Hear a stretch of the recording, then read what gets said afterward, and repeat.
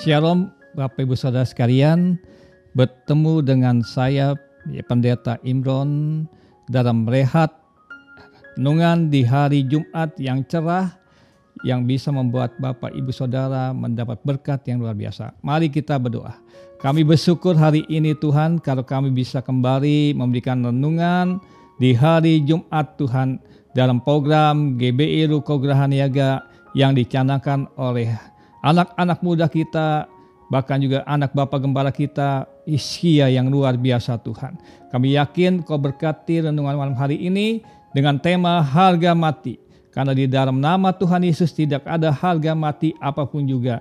Baik sakit penyakit, baik masalah, baik persoalan hidup, maupun tantangan hidup, semua tidak ada harga mati di dalam nama Tuhan Yesus. Haleluya, amin. Bapak Ibu sekalian, pada hari ini, hari Jumat, saya akan membawakan renungan harga mati. Yohanes 5 ayat 1 sama dengan 9. Tetapi saya mengambil dalam Yohanes 5 ayat 7. Berkatalah ia kepada orang lumpuh itu, maukah engkau sembuh? Jawab orang sakit itu kepadanya, Tuhan, tidak ada orang yang menurunkan aku ke dalam kolam itu apabila airnya mulai goncang. Dan sementara aku menuju kolam itu, orang lain sudah turun mendahului aku. Bapak Ibu sekalian, banyak orang beranggapan bahwa hidup manusia di dunia ini suatu saat akan menghadapi suatu masalah atau tantangan hidup yang tidak ada penyelesaian dan jalan keluarnya, atau menghadapi suatu masalah pada waktu tidak ada jawaban, atau disebut harga mati. Saudara, saya pernah mengalami malam hari ini Tuhan, kemarin malam saya merelakan teman saya ribut karena berantem Bapak Ibu sekalian. Dan hari ini saya mau renungan mata saya yang agak biru kena pukul saudara. Puji Tuhan ya saudara, dalam Tuhan Yesus tidak ada harga mati.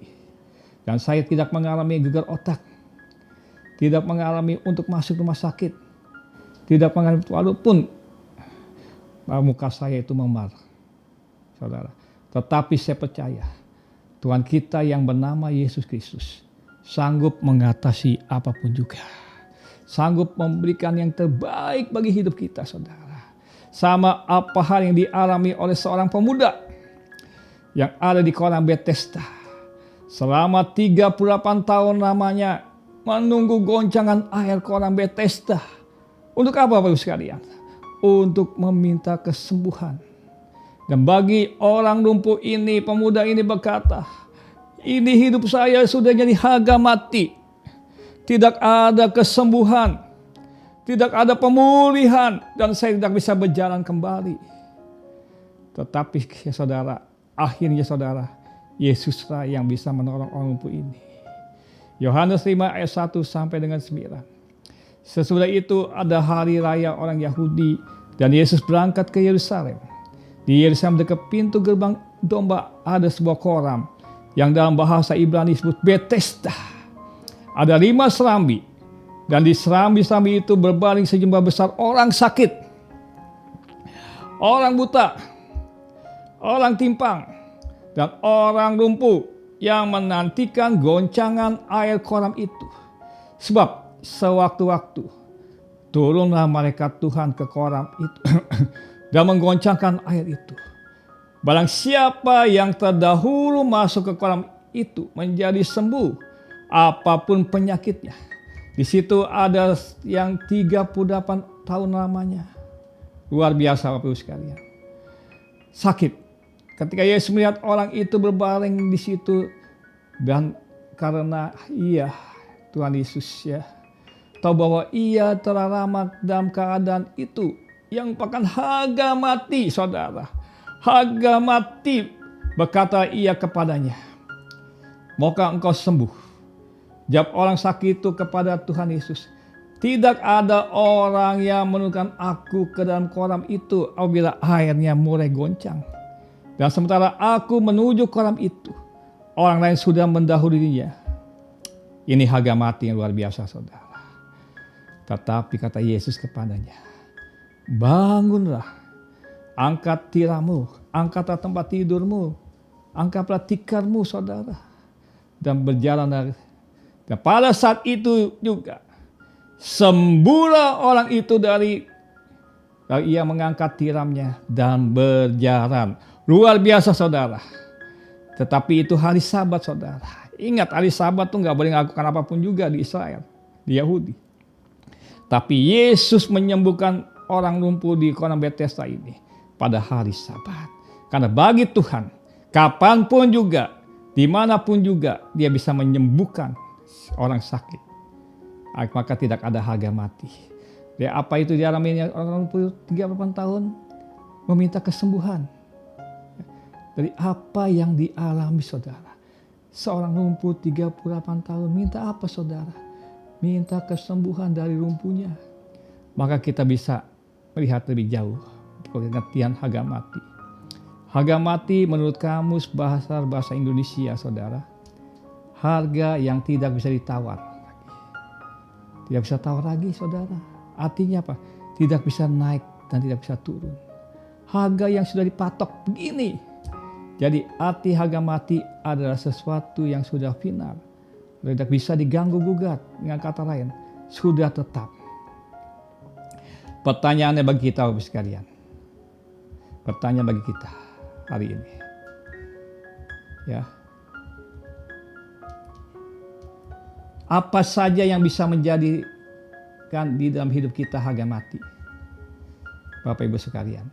Penyakit yang tidak sembuh-sembuh. Ya, selalu hidup penuh kekurangan.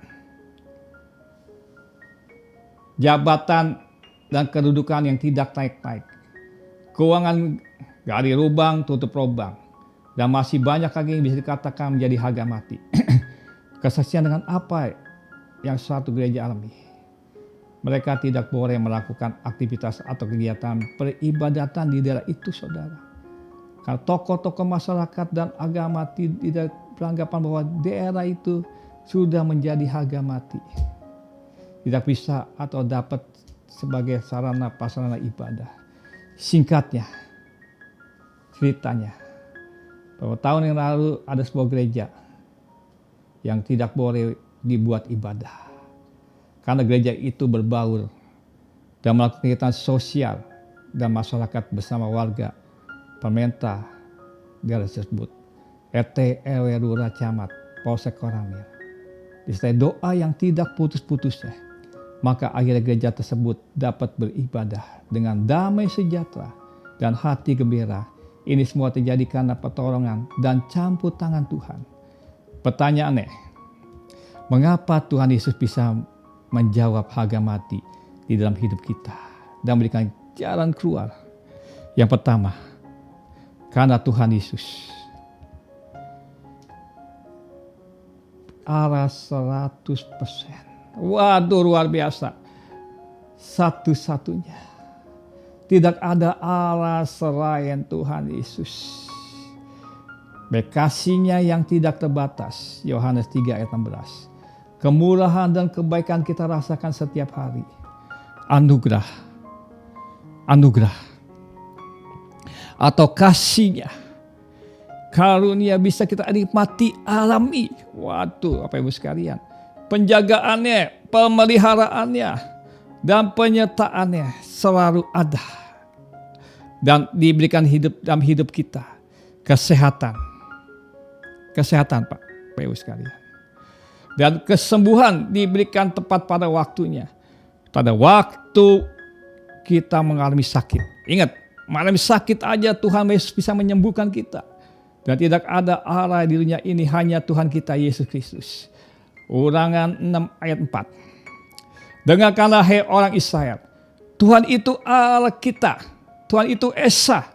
Markus 12 ayat 29, jawab Yesus, hukum yang terutama ialah dengarkan hai orang Israel, Tuhan Allah kita, Tuhan itu Esa. Jadi di dunia ini tidak ada Allah selain Tuhan kita Yesus Kristus. Amin. Yang kedua, dunia ini di bawah pengawasan pengendaliannya. Wah, luar biasa Bapak sekalian. Dunia ini di bawah pengawasan dan pengendalian Tuhan. Apa artinya? Karena dunia ini Tuhan Yesus yang menciptakannya. Karena kehadirannya dalam dunia ini dan alam semesta ini tidak dapat dibatasi dengan apapun juga yang ada di dunia ini, saudara. Ya, di mana saja, kapan saja Tuhan Yesus hadir. Semua yang ada di dunia ini itu miliknya Tuhan. Wah, luar biasa ya. Bapak Ibu sekalian, semua yang ada di dunia ini miliknya Tuhan loh. Ya, miliknya Tuhan Bapak Ibu sekalian. Ya, Ibrani 13 ayat 8. Yesus Kristus tetap sama. Baik kemarin, dahulu, sekarang, sampai selama-lamanya. Dia tidak pernah berubah. Ingat ya, yang kedua, dunia ini di bawah pengawasan Tuhan, pengendalian Tuhan Yesus. Ya, yang ketiga, Tuhan Yesus tidak mau atau tidak senang hidup kita. Wah, ini luar biasa nih. Ditindas dan diikat oleh orang lain, atau iblis, setan, atau kuasa kegelapan. Hidup kita terus-menerus menderita, tertekan, terhimpit, teraniaya, dan menghadapi kebingungan serta kebimbangan. Hidup yang tidak mengalami dan mendapatkan damai sejahtera dan hati gembira. Apabila hidup kita yang mengalami sengsara dan penderitaan yang berlarut-larut. Kenapa? Yeremia 29 ayat 11. Sebab aku ini mengetahui rancangan-rancangan apa saja yang ada padaku, yaitu rancangan damai sejahtera dan bukan kecelakaan. Ya, untuk memberikan kepadamu hari depan yang penuh harapan. Keempat, Bapak Ibu sekalian, Tuhan Yesus maju di depan membela kita. Dari apa? Dari musuh-musuh kita, saudara. Dari orang yang membuat kejahatan, saudara. Ya, seperti saya kemarin, saudara. Hari ini saya bisa membawakan renungan. Walaupun saya kena tonjok, kena pukul, saudara, mata saya ya hari ini masih biru, ya muka saya memar, tetapi saya percaya saya tidak gegar otak karena ada Tuhan Yesus yang berkata, tidak ada harga mati Pendeta Imron. Karena bagiku segala sesuatu itu mungkin. Waduh, luar biasa ini. Keluaran 14 ayat 14. Tuhan akan berperang untuk kamu dan kamu akan diam saja. Diam saja. Roma 12 ayat 19. Saudara yang kekasih, jangan kamu sendiri menuntut pembalasan. Ya, tetapi berikan kepada Allah, murka Allah, sebab ada tertulis, pembalasan itu hakku. Aku yang akan menuntut pembalasan, firman Tuhan. Jadi Bapak sekalian, apapun yang terjadi di dunia ini kita, saudara, walaupun muka kita memar, jangan menuntut pembalasan kepada siapapun juga. Walaupun kemarin saya kena pukul oleh teman saya, tapi tetap saya mengasihi dia. Dia sahabat saya pun juga. Ya. Kelima, Tuhan Yesus sangat suka dan senang menjawab yang mustahil. Ingat Bapak Ibu sekalian, yang mustahil ya. Maka yang mustahil itu, saudara, serahkan sama Tuhan. Serahkan yang mustahil pada Tuhan. Kalau kita nggak sanggup, nggak berdaya, nggak bisa memberikan jalan keluar sendiri, serahkan sama Tuhan. Yang kedua, tinggalkanlah yang mustahil, saudara. Karena yang mustahil ini bukan bagian kita, bagiannya Tuhan.